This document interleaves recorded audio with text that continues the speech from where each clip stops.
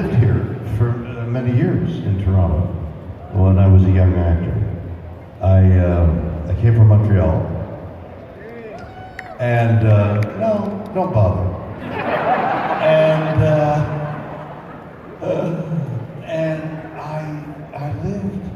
I was a starving actor. I lived on Sherbourne at an old hotel. It was 5 floors up, and the mattress was made of ropes. And I would, every so often I'd come back to my room unexpectedly, and the mice were playing around. And there was a hotel on Sherbourne Street. I think it was called the Sherbourne Hotel. And it had a sign saying all you can eat from 5 to 7 or 6 to 8, all you can eat for $2 or something.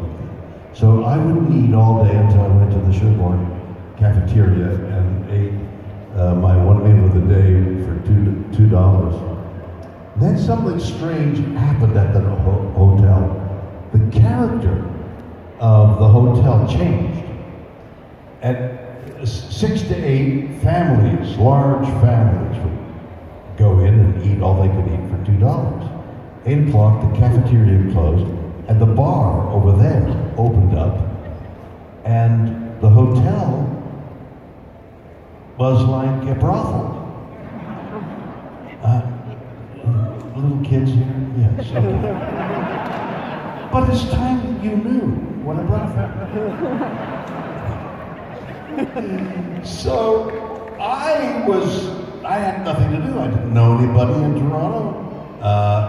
And so I would eat all I could eat, then I'd go to a table at the bar and sit around with the ladies. And I got really comfortable. A lady would say, excuse me, I have to leave now. And she'd be gone for a while, and then she'd be back at the table and continue the conversation. An interesting thing happened that is something I think about quite frequently, and it's because I feel guilty, and that is, I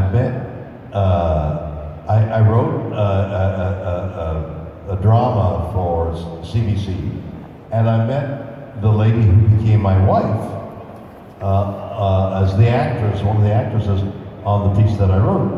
And we were engaged. I was working at Stratford as well, so I would call her from Stratford on the telephone so many times that the operator in some place between Stratford and Toronto, somebody got familiar, and they would say, "It's okay, you don't have to pay." And I would talk to Gloria for an hour, and I guess they were listening in, because then, and the next night, "No, it's okay, Mr. Bill, I'll get you Gloria," and became like a party line. So Stratford was over, and then we were going to get married, and we went to some theater downtown for some show, Gloria's mother and father and me, her fiance, and we stepped out of the theater. So we're coming out of the theater, and out of the corner of my eye, I see one of the ladies that I knew at a table at the Sherbourne Hotel walking the street. And she's coming along here, and she sees me and I see her. Now we were very friendly, but here I am with my fiance's parents. And so I was torn, and I thought, oh God, I hope she doesn't say, "Hello, Bill," you know? And she walks by, and I'm like frozen. I don't know what to do. I don't know whether to recognize her or not recognize her. She goes by, she stands there, she turns back and looks at me. And the look between us was so complicated. She knew right away the situation. She didn't make any motion towards saying hello. She just looked at me with understanding and left. And I never said anything. And that was so many years ago, and I carry with me that guilt of not, but then, you know, whenever I mention this story, which is infrequent, a discussion results. I'm like, what would you have done? Should you have said, "Hi, Mary, it's good to see you. Are you making much money today? I mean, how's it going tonight?" You know, and the parents, very upright Toronto parents, wearing gray suits. What did you say, Bill? You know her? You know, I mean, it would have been awful. So I didn't know what to do, but I feel guilty. I can't tell whether you're smiling behind those masks or whether you're like, "Oh, geez, another terrible story." Okay, so, no, not worthwhile. Toronto. So, no, we're in Toronto. You don't have to change it. If I say Montreal, 4 people, so that's from 3 before. So, right now, I have an album out there called Bill. That's as many people as clap for Montreal. So Bill is my latest album, and it's, I don't know how you characterize it, whether it's a musical or spoken word, but it's somewhere in the middle. But what is unusual about Bill is it's autobiographical. I don't know of another album like it. If there is, then I'm mistaken when I say it's unique in that there is great musical accompaniment, great names that you would recognize that make it musical. But the one song that I wanted to tell you about was I'd graduated McGill. I know the University of Toronto is very important, but it doesn't compare to McGill. Lots of applause for McGill, that's great. More applause for McGill than my record, I see. So, it's autobiographical. And so many of the songs are derived from something I might have done, like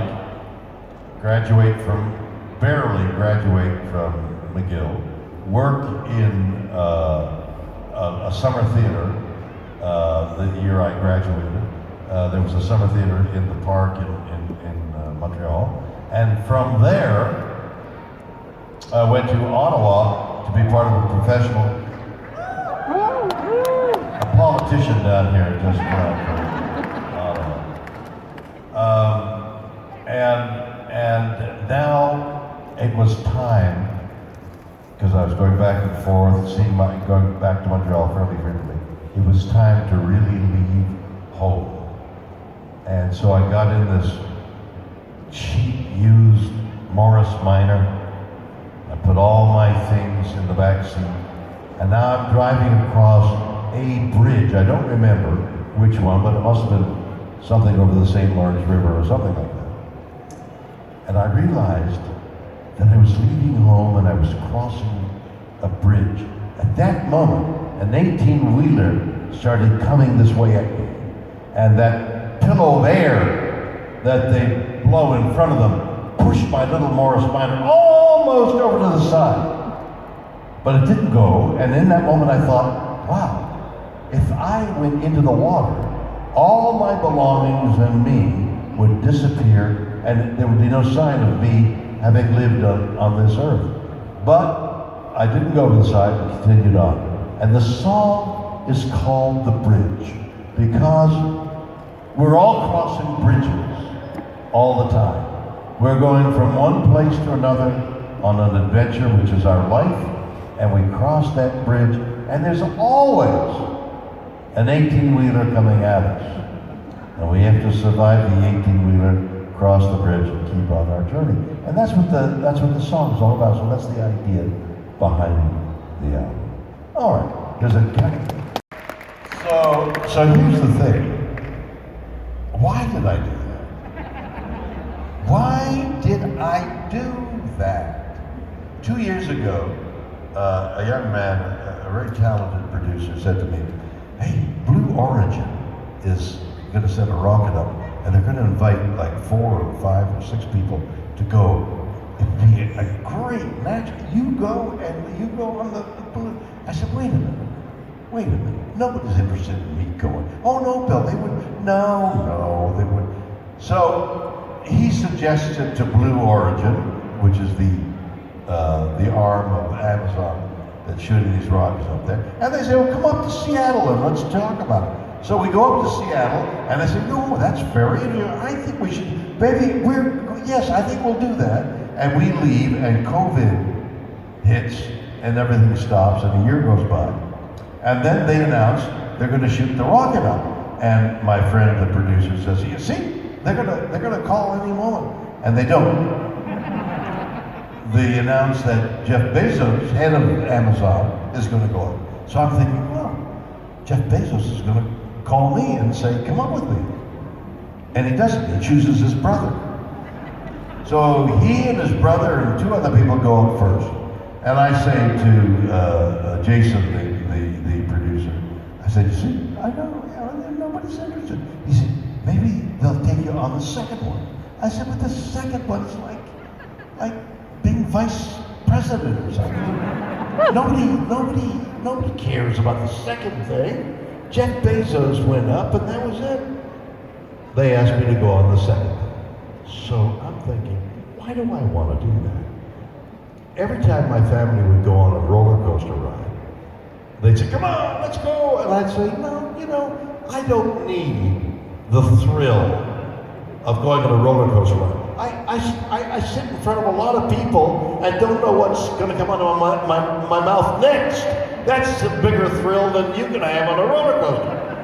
Now, why do I want to go up into space? And why do I want to feel jeopardy? Why do I want to feel like I could lose my life? There's something in me crossing the bridge, I guess. Because a couple of months before I went up there, I did a program with Jeff Gates. I did Shark Week. Why would I want to do Shark Week? And they said, well, we'll go underwater. And I said, okay, I'll do Shark Week. And so I found myself on a boat, because I've been a diver for quite a few years. I'm on a boat outside of the Bahamas with Bahamian experts. And I've got the mask and I've got the tank and I'm looking down, they're chumming the sharks to make sure the sharks, and I'm looking at a half a dozen sharks swirling around. And the Bahamian experts as well, as see, the most dangerous time with sharks is getting into the water and getting out of the water. And I'm thinking, why am I doing this? What's that right there? Okay, and I put my hand to my mask, and I jump in, and I get through. And I go down 60 feet, and there's a rock there. And I sit down on the rock to watch what's going to happen. And as I look over there, from here to that young lady, are 4 tiger sharks, 18 feet. So what is it, an 18 feet between you and me here? That 20 feet? So somewhere between this distance is this 4 animals this size with mouths the size of this black box. Why am I doing this? Why? I didn't, no answer, just, God, and at one point, the shark started to come this way, and this Bahamian behind me went up and pushed him aside. Wow, my God. Later I said, why were you about? He said, well, sharks are ambush predators, and they come from behind, so I've got your back. God, what am I doing? And then I look over here, and over here, from here to that speaker, is a lady whom I had met.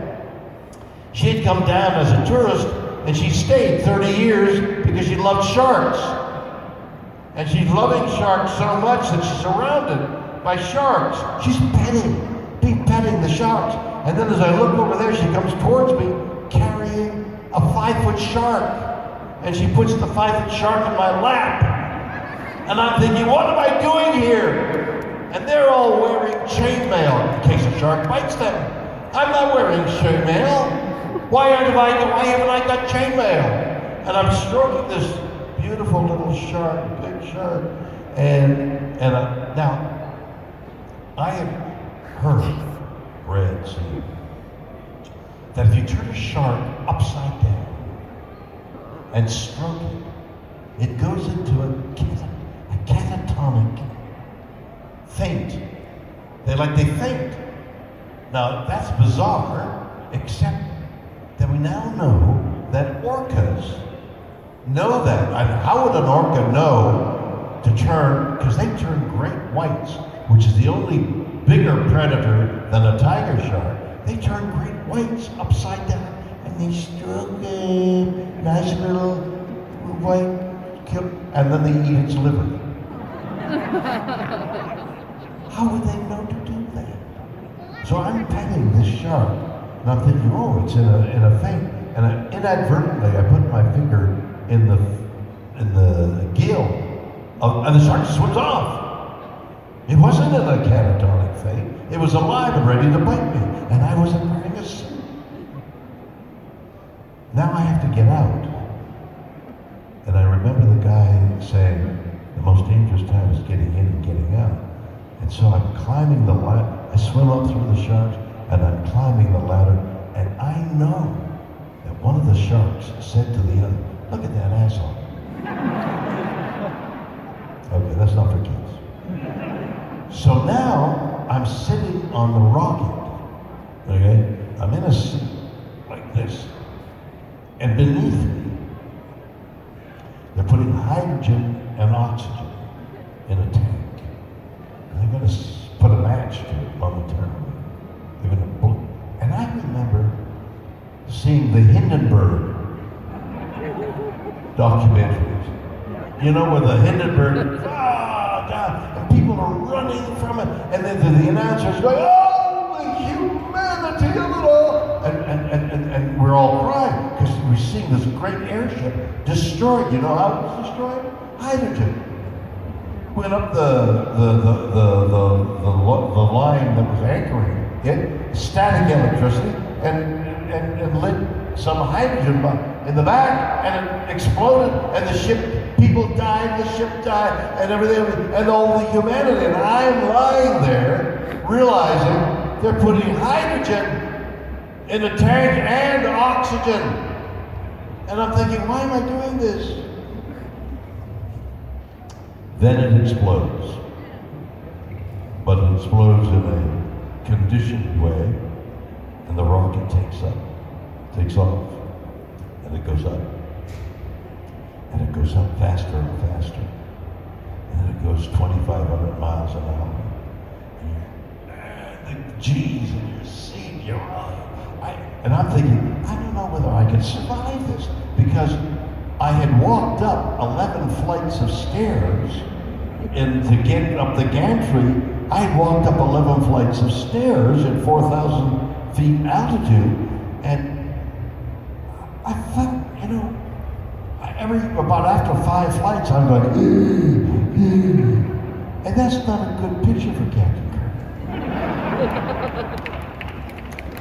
So I thought I had proven myself going up 11 flights, but here I am with 5 Gs, and I'm going up, and finally, we reach the apogee, and we're in weightlessness. And people have asked me, like, what's weightlessness like? What's weightlessness? There is a word for horse that entered the vocabulary of the Proto-Indo European language. Way up on the steppes of Russia, where all our languages came from. Fascinating. The word for horse appeared. So archaeologists figure, well, now that's when the horse, the domesticated horse, entered into people's lives, and they invented a word for it. So weightlessness really doesn't have a word for it. There's nothing we can describe, nothing I can describe, because during the 2 days of practice, of training, again, because what you had to do was in weightlessness. Now you're weightless, flying around, and you got your seat here. Now you're about to go down, and another 5 Gs, and if you don't get into this seat before those 5 Gs hit, you could be hurt, like die. And the whole idea here was to get this thing here, get this around here, pull down here, get your feet in here so you can press your body down. No! And you clip in here, and then the thing I had the most difficulty was the crotch strap. It's a 5-point harness. I'm trying, and you're floating, and this thing here, and then the waist and the shock, and finally I get it. But prior to getting into that seat, I'm in weightlessness and I'm looking out the window. And the window is big. Window is like that big. And I'm looking out the window, weightless. Like the other guys wanted to play games. We'll go and they'll say, no. I'm going to be looking out the window. So I'm looking down here, and the skin of the earth, air, is 50 miles wide. There's 50 miles of air, starting with some density on Earth, and then it disappears about 50 miles. And we're going 2,500 miles an hour. So you can imagine how quickly you go through the air, which is how we stay alive. And there was like a hole in the blue air where the spaceship had gone, like a submarine, like the the water was now coming back to fill that hole where the submarine had been. This was a spaceship going through the air, and I'm looking down at a hole in the blue, and suddenly we're out of the blue, and I'm looking at blackness. I have had some things to do with the cosmos. I mean, I've been, talked to people, the universe, and black holes, and raging stars, and light that's coming from 13.8 billion years away, and a photon of light. Nobody knows what a photon of light is. Yeah, it's a photon of light. It's a particle. What do you mean it's a particle? Well, it's a wave. It's a wave and it's a particle. Nobody knows. They're all talking because there's all this black energy, black matter between. So nobody knows anything. They're just saying, oh yeah, well, I think I'm looking at black. None of the mystery of space is there. I'm looking, if anybody's been in a cave, when they close the door to the cave and the darkness is like, you could feel it like black wool. That's how black that was. That wasn't mystery and romance and little green men coming in. That nothing. That was death. Death right there. And right here was life. And nurturing green and beige and white. All the nurturing things that we know of Mother Earth. Death, life. And then the most incredible feeling.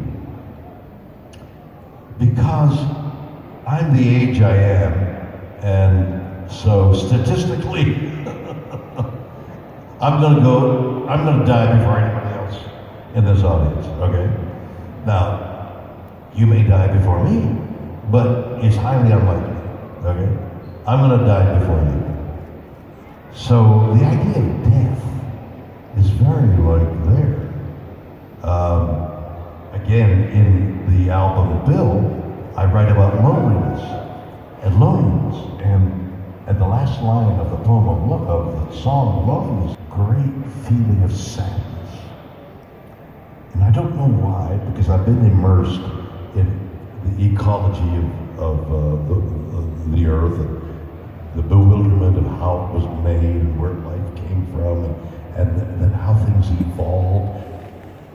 But particularly, I feel so strongly about the beauty of the way the earth is, even then, way back, millions of years ago.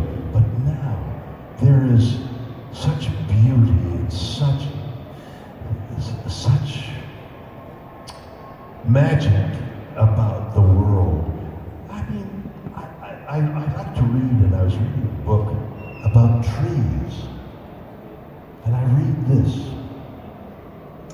there's such a thing as a mother tree, and the mother tree, which has spun out the seeds over the many years, is surrounded by its children. And the mother tree sends out its roots to help its children.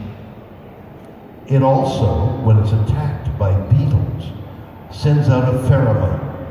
We know that. So downwind, essentially the tree is saying, I'm being attacked, prepare, make your sap more toxic because the beetles are here.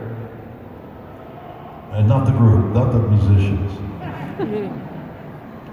But we've discovered something more recent. Underneath the ground, here, all over the world, there's a lattice work, mycelium. It's from fungus. It's where the fruit of that mycelium are mushrooms. When the conditions are right, up pops a mushroom. Like, oh, look at that magic. What's his name who wrote it? Sherlock Holmes said, oh, look, it's fairies. And he had this whole theory that the mushrooms were fairies. I mean, they're not. Mycelium and a lattice work probably all over the world. The trees send out an electrochemical signal using the mycelium as a conduit, like an electrical wire. And I was talking to a brain expert. I'm doing a talk show called I Don't Understand. Nobody. And I said, doesn't that remind you of the human brain? We have a latticework of nerves in our brain, masses, synapses, masses of it, like the mycelium. And we send an electrochemical signal through all that latticework to make us human. How similar is the human to the tree? The connection is so obvious. The connection to everything is so obvious. We humans belong on Earth, and Earth belongs to us and to all the other entities. And I've looked at this for all these years, and I felt such sadness that elephants, lions, tigers, hippos, all these magnificent animals are disappearing. I mean, within a child here in the audience's life, they'll be gone. They'll be gone. Why, my God? And I was so sad over that. When I got down on the ground, I started weeping, and I don't know why. I was flooded, like you might be, some of you might understand when I say, maybe it's great love or great song floods your whole being. You can't think of anything. You're like swimming in the emotion. And that's what I was when I landed. All I could think of was this great sadness over the destruction of what we're doing to our earth. And so I apparently talked about it. I don't have much memory, but it played a chord on everybody's consciousness that what we have got to do. And Canada, in many ways, is in the forefront of it, and also in the back as well in some areas, of cleaning up the earth immediately. That was the kind of message I got from all that we must take care of Gaia, which is Mother Earth. Thank you very much.